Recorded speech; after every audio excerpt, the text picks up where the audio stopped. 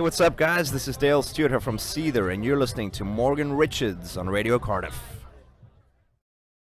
Hey, I'm Morgan Richards from Radio Cardiff, 90.7 FM, and I'm very pleased to say that I'm backstage here at Reading Festival 2015. I'm joined by a band I have to describe as just Broken Truth Remedy and hard rock giants from South Africa. It's the wonderful Dale of Seether. Hey, man, how you doing? Are you right? Not too bad, not too bad. Good to be back in the UK.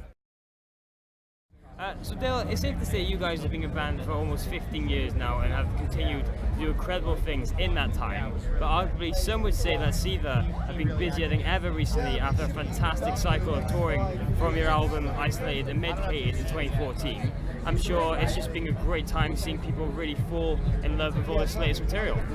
It is, it's always nice to see an album come out and do well. You never know. When you're making it, you never know how it's going to be received or perceived. Because everyone has something to say, and I think we judge ourselves, or we don't take ourselves seriously, but I think we take the music seriously.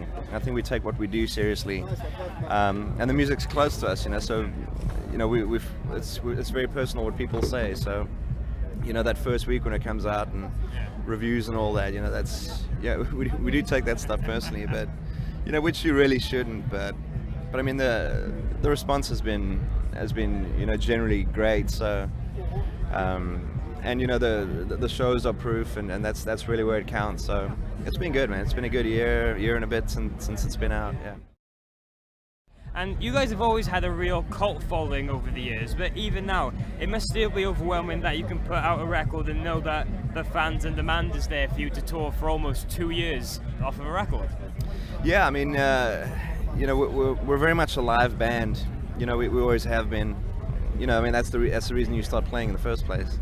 As a kid, in the garage, it's because it's that rush and it's fun, But I feel like, ever more so, bands need it to more now.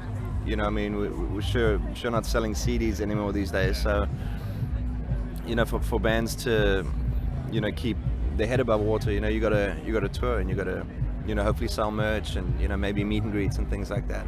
So the whole industry's changed in that respect. But I mean, that said, we've always been a hard touring band, and not scared to roll our sleeves up and get in there and hit the road. And you guys have been quoted in saying that you'll begin to start work on your 7th studio record in the start of 2016. Have there any ideas or elements of anything come together yet, or at the beginning of the year is when you're really going to be focusing on new material? Yeah, the thing is, when we're touring this much, we don't tend to write much.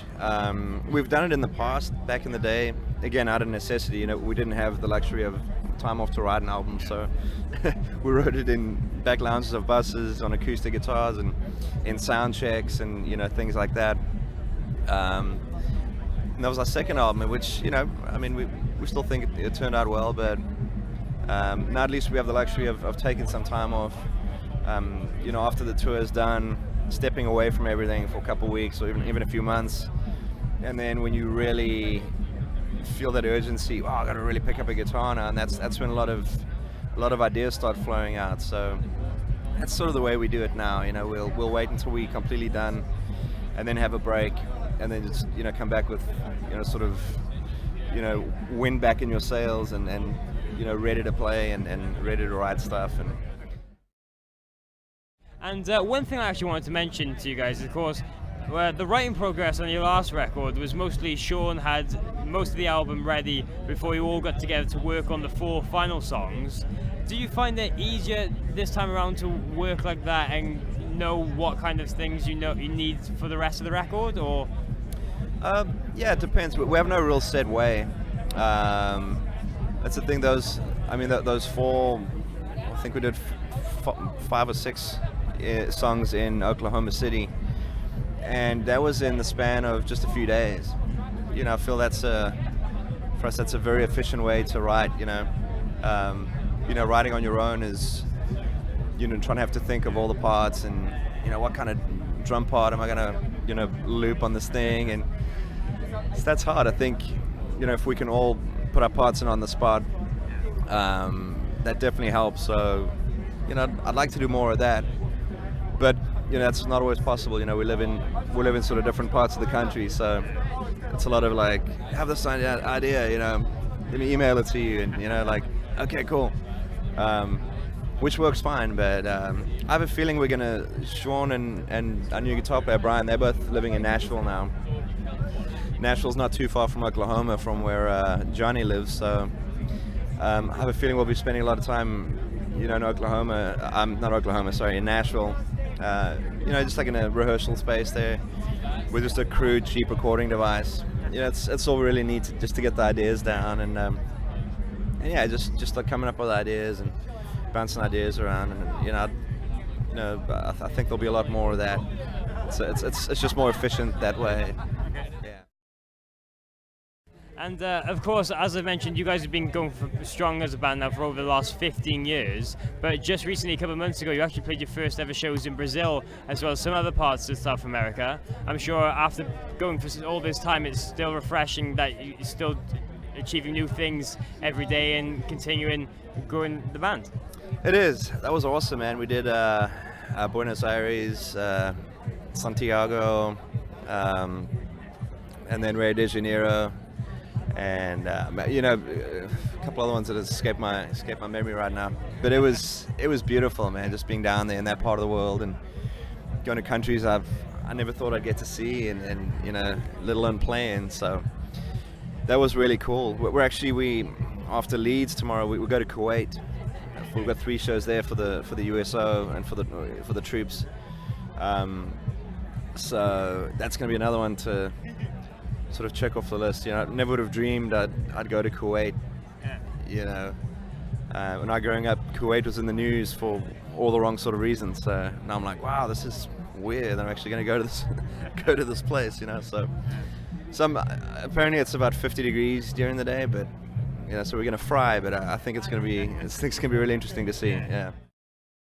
And just one more question now very quickly before you go. Sure. Of course, a lot of bands at the moment are finding it very popular to revisiting older material and touring it in cycles for special shows or festivals. But have you guys ever thought about maybe revisiting some of your first couple of albums and doing a tour like that? Not really. You know, we like to change it up, you know, for the set lists, you know, of whatever the shows we're doing.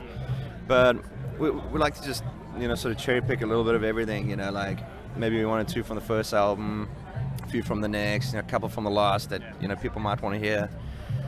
So we like to do a little bit of I don't know if you could really call it a retrospective, but we like to sort of jump around, throw in an oldie here and there, and then one of the new ones. And basically we just want to play the songs that we feel people would want to hear, or that, you know, here it's a bit more tricky. You know, we're not exactly sure what people are going to want, but we have a good idea. In the States, it's a lot easier. You know, with all the singles we've had over there, and where they've charted, and okay, which one's got to #1? Okay, so we have to play these. You know, but there's like 12. You know, so you have, you know, by the time you throw in all those in, there's only room for like maybe 2 or 3 more. You know. So it's kind of tricky, you know. The longer you do this, it gets more and more tricky to come up with a set list. And with all that now, of course, you guys are going to be very busy towards the end of the year touring, and of course working on brand new music at the beginning of 2016. But is there anything else we can expect from Seether now in the very near future? Nah, I think that's about it. You know, it's about it. Just winding down this whole sort of touring cycle, and then you know, once the album's out, hopefully you'll hear a lot about us. You know, but.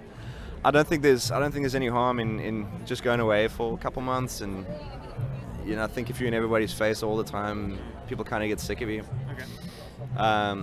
So yeah, we don't mind going away for a couple months and be like, okay, well, we're gonna go work on our stuff now, and you know, be home and be recluses, and but yeah, hopefully once we're ready to bring that single out, we'll really give it a push, and you know, hopefully people will be hearing it a lot. So. Okay, well, fantastic. Yeah. Well, that's about it. Cheers, Dale, for taking the time out to have a quick chat with me. Thank you. No worries. Cheers. Best of luck now with everything in the near future, and hopefully we can catch up with you guys again very soon. Sounds good, man. Thanks for having me.